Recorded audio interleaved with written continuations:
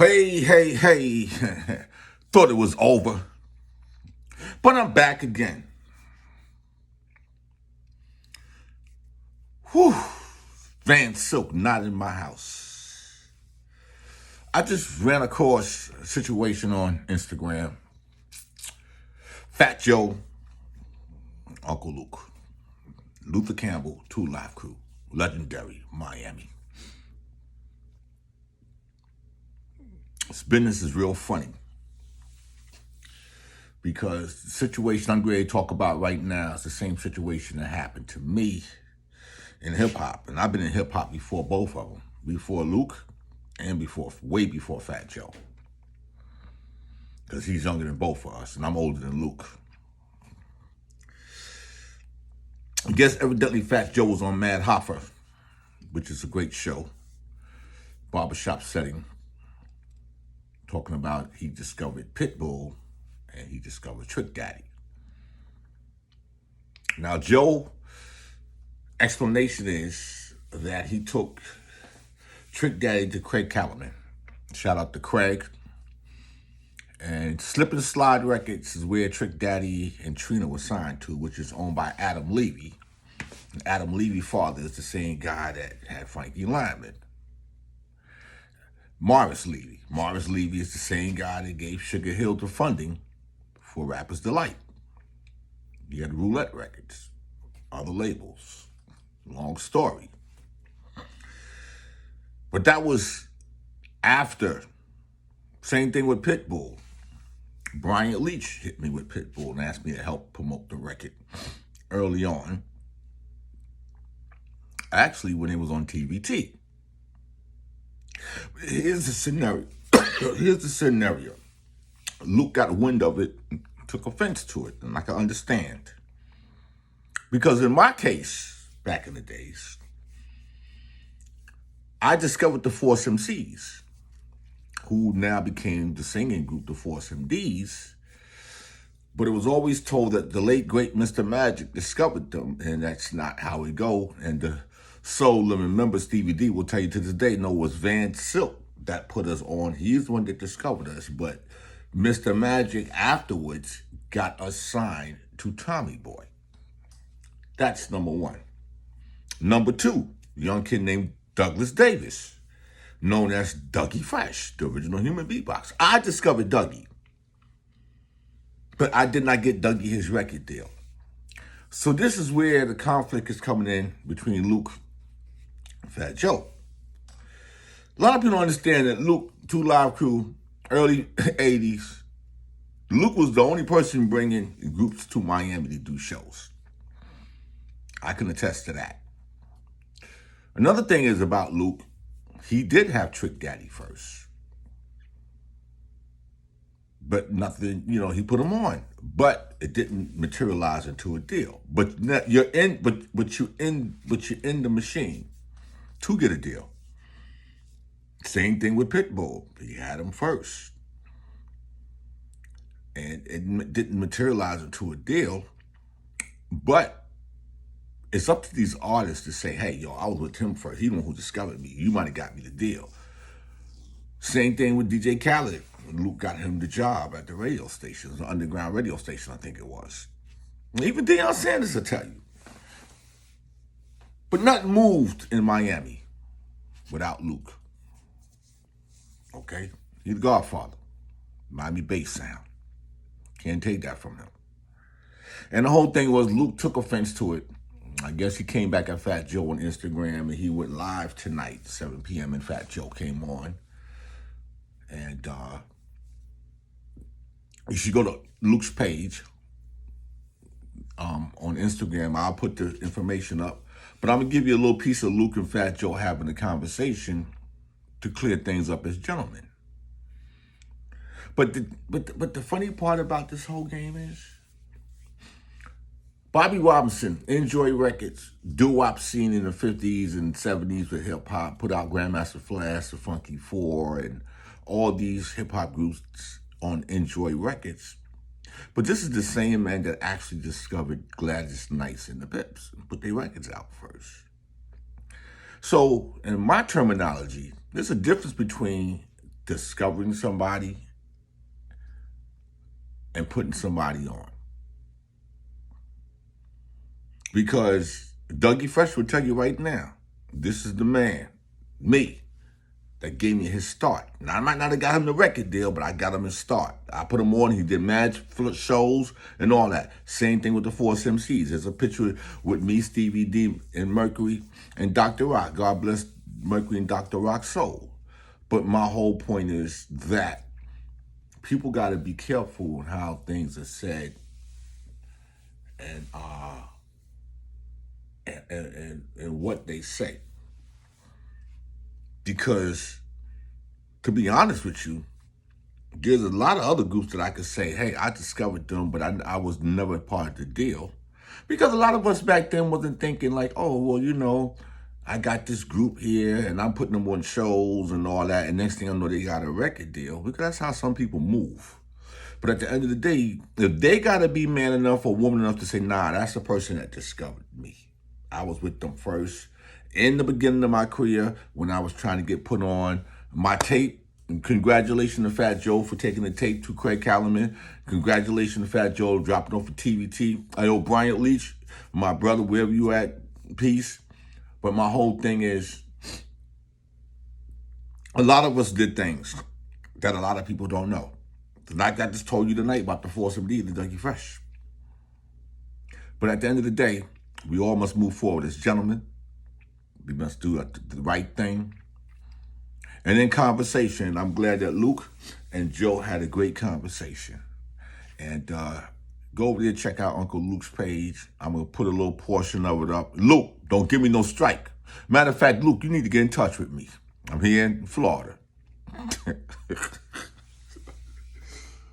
Oh, boy, this is your brother Van Silk, not in my house. Gotta go. Peace to Luke. Peace to Fat Joe. Uncle Luke, the living legend, the icon. What's going on, Craig? How you feeling, man? I'm here, man. You know, Luke, man, I've been 20 years in Miami, never had one argument with somebody, right? And so when they wake me up, I'm sleeping, I'm in my mother's house, I'm here in Miami. And you know how people get to talking, and then I'm like, this is impossible. And so what I can say is, Luke, like I told you, Luke discovered Miami. Luke is an icon, living legend. He created the sound of Miami. He put everybody on. Now, what I was explaining, right, was maybe even Trick Daddy don't know. I came down to Miami when it was Super Bowl. Trick Daddy was playing all over the Calmar, all over the parties. I went back up to New York. I sat down in the office with Craig Callaman, who's still the boss of Atlantic. I don't fuck with him no more. But I took the demo of Trick Daddy. I put it on his desk. I said, you need to sign this guy. He's the next guy. Now, I know you discovered Trick. I know you discovered Pitbull. I never said I discovered them. Luke. I took his demo out of love for hip-hop, and Craig Callaman calls me 2 days later and tells me, I signed the guy Trick from Miami. Cool. That's what I'm elaborating to. When it comes to Pitbull, I know you discovered Pitbull from day one. I didn't say I discovered Pitbull. What I said was, when I was in New York, I was fucked up. I was on the run. I came to Miami. My brother Robert Fernandez, Robbie Rob, who still works with Pitt to this day, let me stay in this house for 6 months. Nobody else has done that for me. So a couple of years later, when Big Pun's double platinum, Fat Joe's platinum, the Spanish niggas is rocking, TBT is begging me for any Spanish artist in the universe. Robbie Rob steps to me and says, Joe, I need this favor. I walk in TBT to Brian Leach, Steve Gottlieb, and I said, this is the guy. This is the next one. Now they signed him. I never did business with Pitbull or Trick. I never signed them. This was all out of love. Everything I did was out of love. Right. And so when I say these things, you know, we've been around too long, Luke. We meant a principle. So when I go on record and I say something, I really believe it. I really mean it. Mm-hmm. And so I know it's always been love with me and you. I know it's been love with all of us. And so when everybody's telling me this and this and that, I say, yo, let me break it down to Luke and everybody, my side of the story, or my truth, because I'm telling the truth.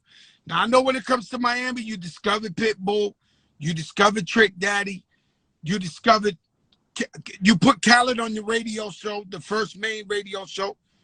I don't deny nothing. You was king of Miami when you first came out. You understand? Right. I'm not saying that. Miami's my home for 20 years. I've received nothing but love, and I got nothing but respect for everybody in Miami. But I believe this time 2 people are right. I believe 2 people are right. And that's it. I just want to come on here and say my piece, brother. Yeah, man. I appreciate it. Just like when we had a conversation, you know, and that's why when I did the post, you know, my father was telling me about it, and I looked at context, at the whole thing, but at the same time, shit, what happened? You know, when I put the post out, I said, hey, man, I love this dude. You know, I fuck with this. You know what I mean? Shit, man, you go way, we go too far back. You know, and we've been back where I done been in New York in situations where I done came to your spot and you had to put down on some, you know what I mean? You know what I'm saying? We got history, we got too much love, and that's why I was kind of taking back. But then, just like you said, when I was like Pitt, when I got Pitt, you know, it was because there was Big Pun and Fat Joe, these Puerto Rican artists, you know, doing big numbers and shit. Like, look, man, I'm gonna have a you know, because I'm here, you know, and so we did records and all that, and we put him on, stacked him up and all that. Like I say, after I got burned out on the music business, and then he said, man, I want to go do some things, and I don't know what happened after that. I know he went with John and Teach and all my guys, but again, just like we don't know what happened after. Same thing with Trick Daddy.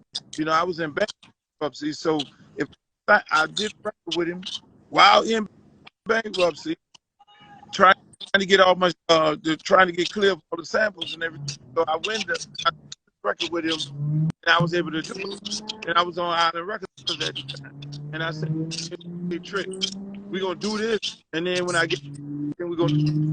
But it took too long. He ended up signing up, from my understanding, with Slip and Slide. So they then ended up on Atlantis. But I say all that to say, you never know what happened and how things are after. You know what I'm saying? Deals get cut all the time. And there's always people who look out and people who put down and people who introduce. So yes, you're right. Both of us are right in this situation, because at the end of the day, you know, once they left me, what happened, who did what, how did it happen, but everybody became successful. And then nobody becomes successful without people who, you know, co-signing and co-signing things. So, you know, I'm glad we're able to get on here, conversation.